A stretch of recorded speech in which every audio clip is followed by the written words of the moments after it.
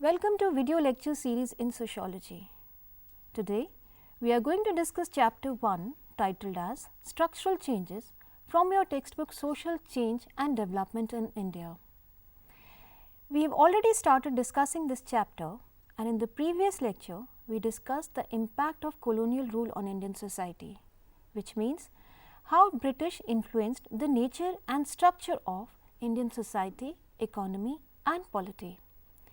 This lecture will particularly focus upon the process of industrialization and urbanization. It is assumed that both these processes of industrialization and urbanization were initiated by the British in India. These processes led to massive or radical structural transformation of Indian society. To begin our discussion on structural changes in India, and particularly about the process of industrialization and urbanization, let us begin by understanding how do we define industrialization or what is meant by process of industrialization. Industrialization is a process of change that transforms an agrarian society into an industrial society by introduction of machine-based production and bringing about associated social, economic and political changes. How do we differentiate between an agricultural and an industrial society? Simply stating, agricultural society is a simple society which has a small scale economy and uses unsophisticated means of production for subsistence at domestic level. The production is primarily done for self-consumption. On the contrary, industrial society is a complex society. In industrial societies, production is done on large scale with use of machine and technology. The mass production done in factory is sold in the market to generate profit. Industrialization as a process of change world over was set in by Industrial Revolution. There is no exact date on which we may say that Industrial Revolution began. However, the 18th century saw the emergence of industry in Britain. It was the age of steam power, canals, marine, machine-based production in factories that changed the face of the British economy forever and later on world. What were the effects of Industrial Revolution? We can understand the effects or impact of Industrial Revolution on society, economy and polity. Let us begin by understanding what kind of economic changes Industrial Revolution brought about. Industrial Revolution led to introduction of factory-based system, where production of goods was done at large scale. This is also called as mass production. Because of mass production of goods, there was an increase in consumption and rise in standard of living of people. Industrial Revolution also led to emergence of industrial capitalism. We already discussed about the notion of capitalism in the previous part of this lecture. Industrial Revolution also led to expansion of world trade, which also led to major political changes in the world system. Talking particularly about the political changes, Industrial Revolution led to decline of feudalism or landed aristocracy. It resulted in growth of democracy. The industrial nations became the dominant nations in the world system. Along with it, there was a rise of the capitalist class. One of the contrary consequences of Industrial Revolution was that it led to imperialism and later on colonialism.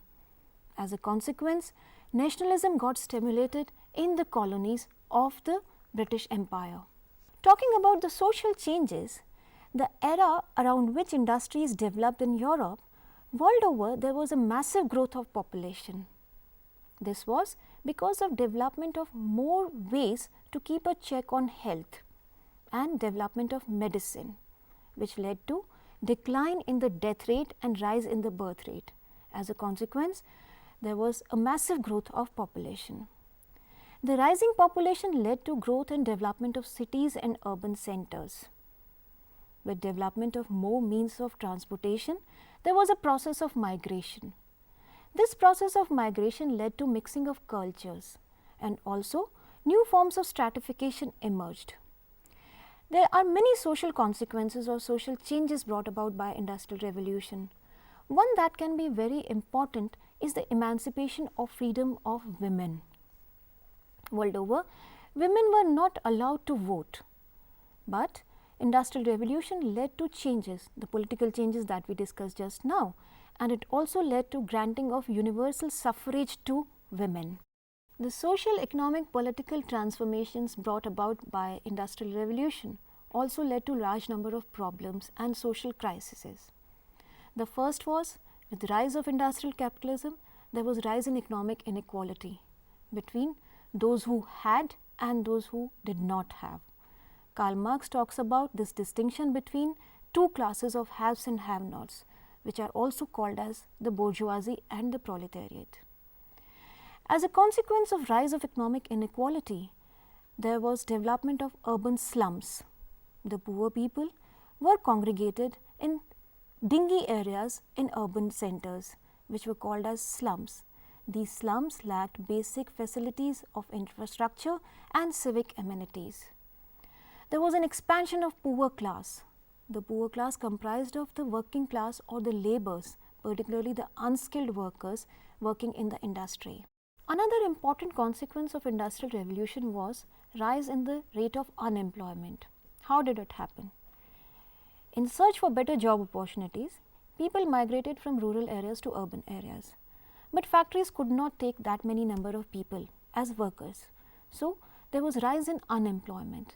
As a consequence, there was rise in poverty, and this led to rise in crime and suicide rates and number of other illegal activities. Industrial Revolution also led to pollution. We talk about environmental pollution, air, water and noise. It also led to environmental hazards which posed great dangers to our health. One of the consequences of Industrial Revolution was development of weapons of war. You may say that it was a tragic consequence, which we have already seen the massive massacre that occurred in 2 world wars. Coming back to discussion on Indian society, industrialization and urbanization in India did not happen the way it happened in Britain. It is not because industrialization in India began late, but because industrialization and urbanization in early modern period were governed by colonial interests. For their interest, the British changed land and forest law, crop patterns, thus depriving farmers and tribals from their important source of livelihood and sustenance. The British changed the way production and distribution of goods was being done. These changes altered the very structure of Indian economy and society. How did it happen? Firstly, the British interfered with the established patterns of what to produce, which took away livelihood of many people. Traditional export of cotton and silk from India declined. Second, the import of cheap goods and the establishment of numerous factories destroyed many of the village and cotton industries existing in India.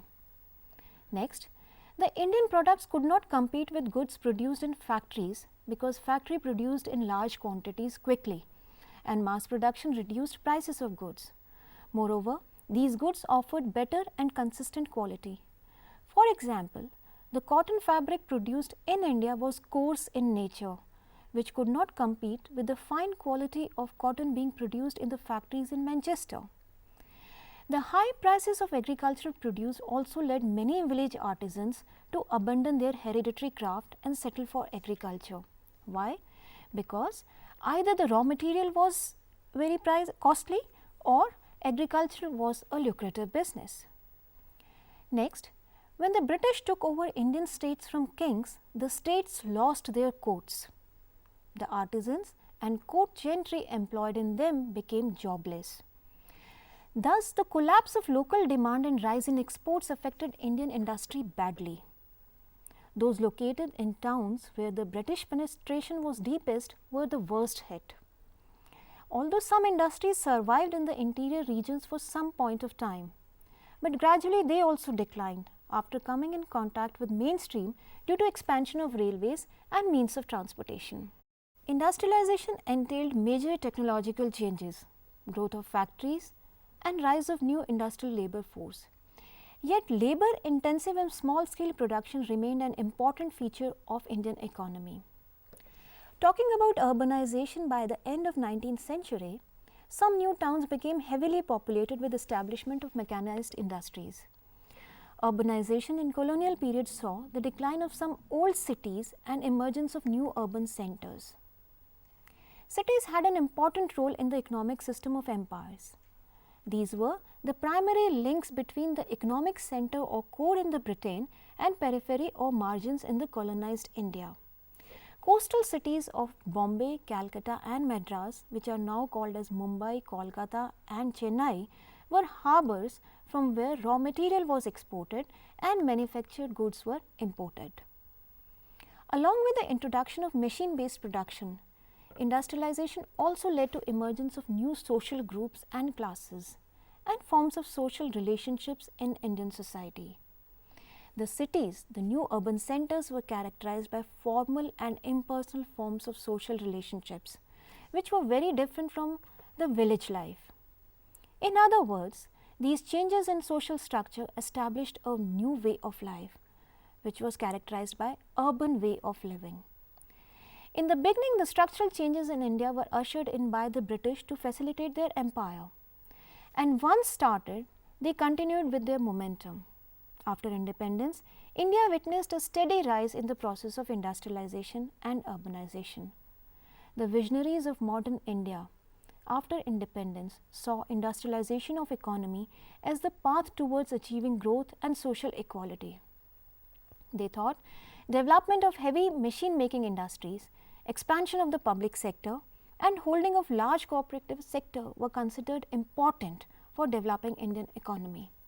A modern and prosperous India, as visualized by our first Prime Minister Pandit Jawaharlal Nehru, was to be built on the edifice of giant steel plants, big dams, canals and power stations. These were called as temples of modern India by him.